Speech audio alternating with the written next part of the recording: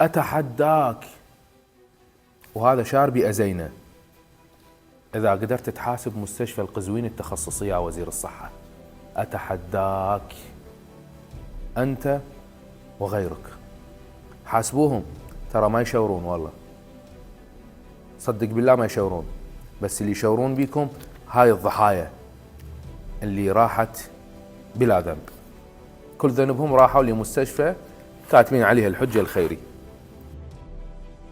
حياكم الله بمهمة جديدة، مثل ما وعدتكم أنه لن أتخلى عن كشف خفايا مستشفى القزويني التخصصي، وليس مستشفى الحجة الخيري، لأن الحجة براءة من الكوارث اللي جاي يصير بهذه المستشفى، والأموات الذين يخرجون يوميا من هذه المستشفى نتيجة لأخطاء طبية وتفاصيل أخرى. وأحد ضحايا هذه المستشفى هي إيثار، دخلت برجلها صاحية بس الربع اعطوها دم مغاير لفصيلة دمها فتوفت.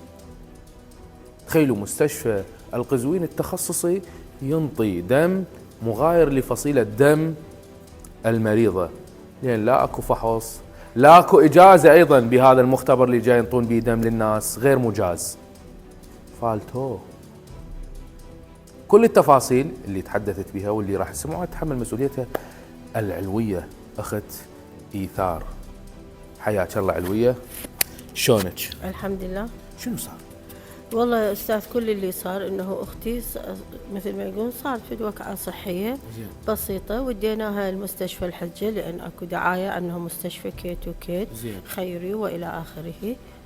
فمن دخلت المستشفى هي فصيلة دمها اعطوها فصيل دم مغاير دمها وبدون فحص تطابق، والدم كان فاسد. ليش؟ لأن هم ما عندهم موافقة على خزن الدم، من ما عندهم موافقة يعني ما عندهم المكان الشروط اللي خزن الدم، بس اعطوها دم من اللي مخزون عندها. فهي بس استلمت الدم بدأ التدهور مالتها تدريجيا إلى أن مرة يومين ورا 48 ساعة سلموا لنا إياها جثة هامدة، يعني طبت برجليها طلعت مشولة. بفلوسكم طوكم يا جثة؟ اي والله بفلوسنا طبعا، من اول ما طبينا احنا ندفع فلوس من صعدوا هالعناية المركزة، اخذوا تأمينات ملايين دفعنا. وطوكم يعني جثة؟ وطونا يا جثة، اقول يعني ما رجعوا لكم؟ لا طبعا ما رجعوا لنا اي فلس، ما رجعوا لنا من اللي اخذوها، اخذوا ملايين على شكل دفعات من اول ما دخلنا الى ان قريب من نطلع. اشتكيتي؟ ها طبعا قدمنا شكوى بوزارة الصحة وبالمحكمة. وزارة الصحة سوت لنا لجنة تحقيقية، واللجنة قرارها صدر من سنة 20. قصرت. خلي أقرأ لكم توصيات اللجنة الوزارية. أوصت اللجنة الوزارية مقصرية إدارة مستشفى الحجة الخيري عدم وجود إجازة لمصرف الدم الفرعي في المستشفى، خزن الدم بشكل مخالف للقوانين موجود بالمستشفى، لقوا انه مخالفات كارثيه، عدم وجود سجل تطابق للدم، عدم وجود جهاز غسل الكلى في مستشفى الحجه لتدارك مثل هكذا حالات، مقصريه الدكتور التاكيد على عدم استقبال الحالات التي تفوق امكانيه مستشفى الحجه الخيري. يعني يقول لكم لا تستقبلون، ترى مو كل شيء فلوس. اثبتت مقصريتهم ومخالفاتهم القانونية.